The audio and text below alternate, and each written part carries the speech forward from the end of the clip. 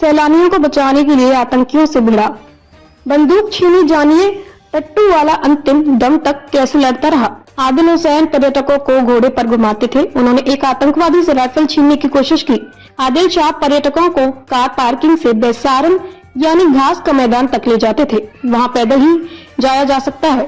बंदूक छीनने की कोशिश के दौरान आतंकवादियों ने उन्हें गोली मार दी। आदिल हुसैन ने आतंकवादियों से पर्यटकों की रक्षा की कोशिश की। परिवार ने न्याय की गुहार लगाई। आदिल एकमात्र कमाने वाला था। आतंकियों ने 28 पर्यटकों की हत्या की। पूरे इलाके में शोक की लहर। जम्मू और कश्मीर के पहलगाम में मंगलवार को आतंकवादियों ने अंधाधुंध गोलियां चलानी शुरू कर दी।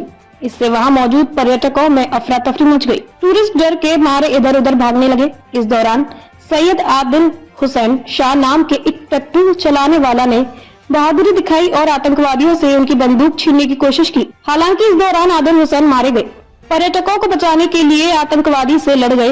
आदिल हुसैन पर्यटकों को घोड़े पर घुमाते थे। उन्होंने एक आतंकवादी से राइफल छीनने की कोशिश की। सैयद आदिल हुसैन शाह पर्यटकों को कार पार्किंग से बेसारन यानी घास का मैदान तक ले जाते थे। वहां पैदल ही जाया जा सकता है। बंदूक छीनने की कोशिश के दौरान आतंकवादियों ने उन्हें गोली मार दी। आदिल शाह ने उस पर्यटक को बचाने की कोशिश की जिसे वह अपने घोड़े पर ले जा रहे थे। परिवार में कमाने वाले अकेले थे आदिल शाह। रिपोर्ट्स के मुताबिक आतंकवादियों ने लोगों से उनका धर्म पूछा और उनसे कलमा पढ़ने को कहा। इसके बाद उन्होंने 28 पर्यटकों को मार डाला।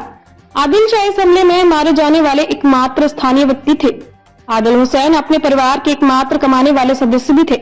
उनके परिवार में उनके बूढ़े माता पिता, पत्नी और बच्चे हैं। परिवार ने सरकार से न्याय की गुहार लगाई है। पिता बोले, हत्यारों को सजा मिले। आदिल के पिता सैयद हैदर शाह ने ANI को बताया, मेरा बेटा कल पहलगाम काम करने गया था। दोपहर करीब 3 बजे हमें हमले के बारे में पता चला।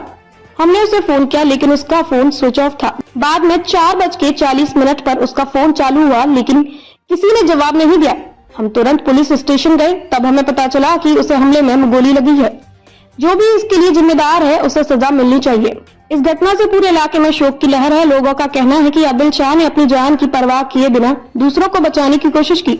उनकी बहादुरी को हमेशा याद रखा जाएगा। पुलिस मामले की जांच कर रही है और दोषियों को पकड़ने की कोशिश कर रही है। सैयद हुसैन शाह की मां ने सुनाई भावुक कहानी। वहीं आतंकी हमले में जान गंवाने वाले अनंतनाग निवासी सैयद हुसैन शाह की मां आप बीती बताते हुए भावुक हो गई।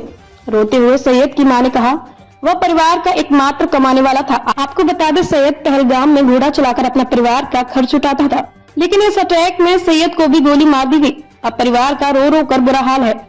परिवार चाहता है कि मामले की पूरी जांच हो और परिवार को मदद मिले। इस्लामिक सेंटर ऑफ इंडिया के अध्यक्ष मौलाना खालिद रशीद ने कहा, पहलगाम में जो दर्दनाक हादसा हुआ है उसने सभी भारतवासियों को झकझोर कर रख दिया है। जो मासूम और बेगुनाह लोग मारे गए हैं उनके परिजनों के साथ हमारी संवेदना है।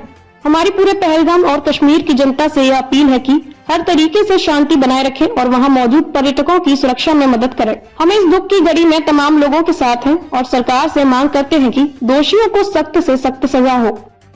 ये एक शख्स थे जिन्होंने हमले को रोकने की कोशिश की और जिन्होंने शायद बंदूक छीनने की भी कोशिश की और तभी जाके इनको निशाना बनाया गया। इसकी पुरजोर मजम्मत, उन लोगों के साथ ताज़ियत और हमदर्दी का इजहार जिनके ऊपर और जिनके साथ ये सदमा पीता है। हमारे बाहर से मेहमान आए थे छुट्टी मनाने के लिए। बदकिस्मती से उनको कफनों में घर वापस भेजा गया है। यहाँ हमारा एक गरीब नौजवान मजदूरी करके रोजी रोटी कमाने वाला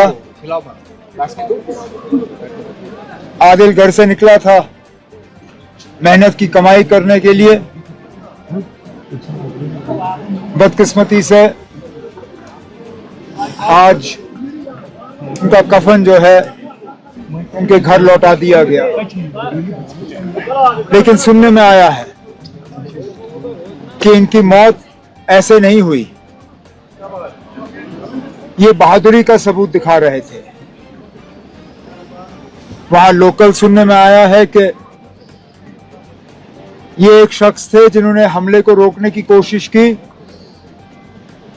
और जिन्होंने शायद बंदूक छीनने की भी कोशिश की और तभी जाके इनको निशाना बनाया गया। अब जैसे इनके घर वालों ने अभी जनाजे से पहले बात की, इस खानदान का हमें ख्याल रखना होगा, इनकी मदद करनी होगी। और मैं यहाँ इन सबको यकीन दिलाने आया हूँ कि इस मौके पर हुकूमत इनके साथ खड़ी है और जितना हम इनके लिए कर सकेंगे हम कर लेंगे।